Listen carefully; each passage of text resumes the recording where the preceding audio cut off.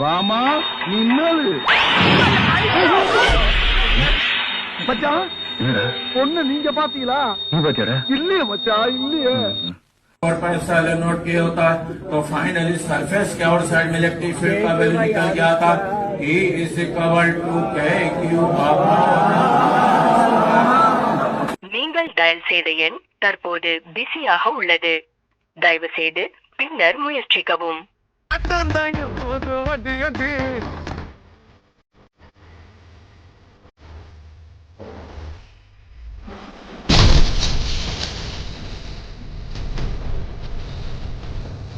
அவர் நல்லா இருக்காரு டாக்டர். இப்போ என் பிள்ளைக்கு தான். என்ன உன் பையனை எலி மருந்து சாப்பிட்டானா?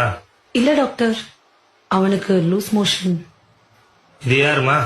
என் மாமியார் டாக்டர். சரி, பேர சொல்லு. சுபா. சுபாவா? என்னம்மா பாக்க ஆம்பளை பையனாட்டா இருக்கா, பொம்பளை பேரை வச்சிருக்க? என் பேரு டாக்டர்.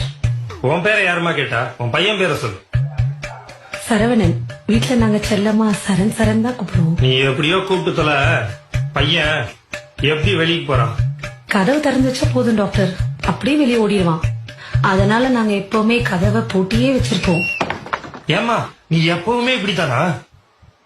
இல்ல டாக்டர், வீட்டுல நான் சுடிதார் நைட்டி எல்லாம் போடுவேன். வெளியே வந்திருக்கேன், அதனால புடவை கட்டியிருக்கேன்.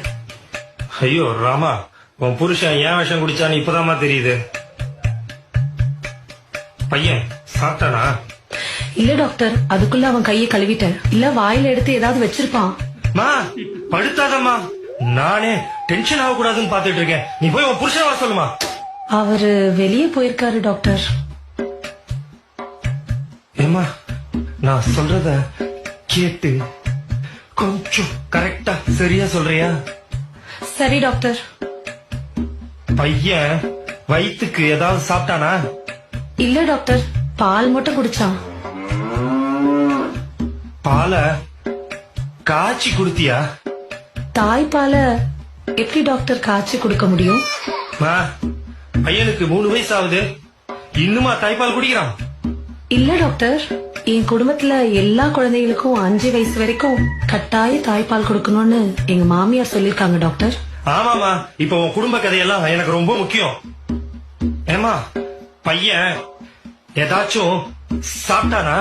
பால் தவிர ஆவின் பால் மாதிரி ஏதாவது சாப்பிட்டானா? ஆவின் பால்லாம் இல்ல டாக்டர், நாங்க ஆரோக்கியம் தான் வாங்குவோம். என்னத்த வேணா வாங்கி சொல்லமா, அந்த கருமத்தை அவன் குடிச்சானா? இல்ல டாக்டர். மோஷனு தண்ணி மாதிரி போறானா?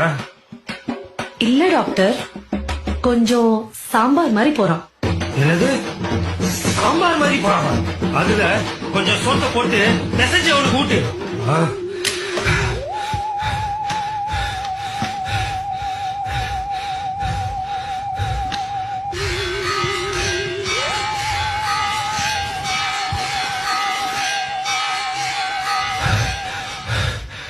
இவளை எப்படியாவது பேசி துரத்திடணும், இல்ல நம்மள சாவடிச்சிருவா.